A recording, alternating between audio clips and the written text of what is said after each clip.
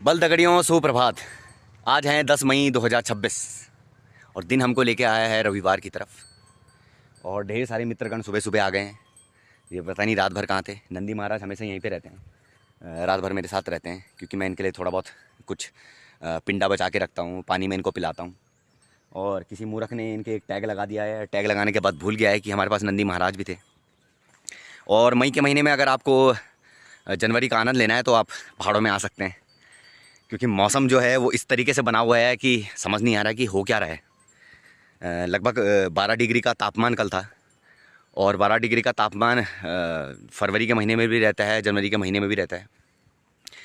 और ऊँस भी पड़ी है। कल मौसम भी बहुत साफ़ था रात को, तो शबनम पड़ती है रात को, पाला जिसको हम कहते हैं। और ढेर सारे लोगों ने इन गायों को छोड़ रखा है। इन लोग को क्यों छोड़ रखा है वो समझ नहीं पाएंगे। जब तक उनका इस्तेमाल किया तो इस्तेमाल किया, और जब इस्तेमाल नहीं हो पाया तो उनको छोड़ दिया। अब उनको छोड़ने के बाद कौन इनका ध्यान रखेगा ये वो समझ नहीं पाते हैं, तो वो समझ से परे हैं।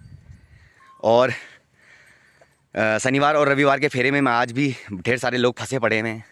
वो ये 2 ही दिन उनको मिलते हैं शायद बेचारों को, पार्टी करने के लिए, हल्ला करने के लिए। तो वो आज भी इन्हीं चीज़ों में फेरे में फंसे हुए हैं। और ये है जगह, मनमोहक जगह, सरोड़ा चीलढांग इसको बोलते हैं। मतलब अपने जीवन में मैंने कभी नहीं सोचा था कि मैं इतनी प्यारी जगह में, इतनी मनमोहक जगह पे आऊँगा। और प्रभात का समय, रात्रि का समय जो यहाँ पर होता है वो बहुत ही मनमोहक होता है। यहाँ से बहुत ही प्यारे सूर्यदेव का उद्गम होता है। जो अगर आप मेरे पीछे देख सकते हैं तो यहाँ से अभी सूर्यदेव उठेंगे, मुस्कुराते हुए आएंगे।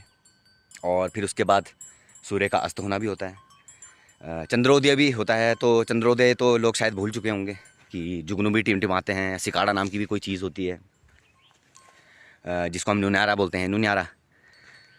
और राली की घंडूली की आवाज़ लोगों ने शायद अब सुनना छोड़ दिया है, जो गले में घंटी बंधी रहती है हमारे ढेर सारे पशुओं के, क्योंकि हम खुद ही पशु बन चुके हैं अब।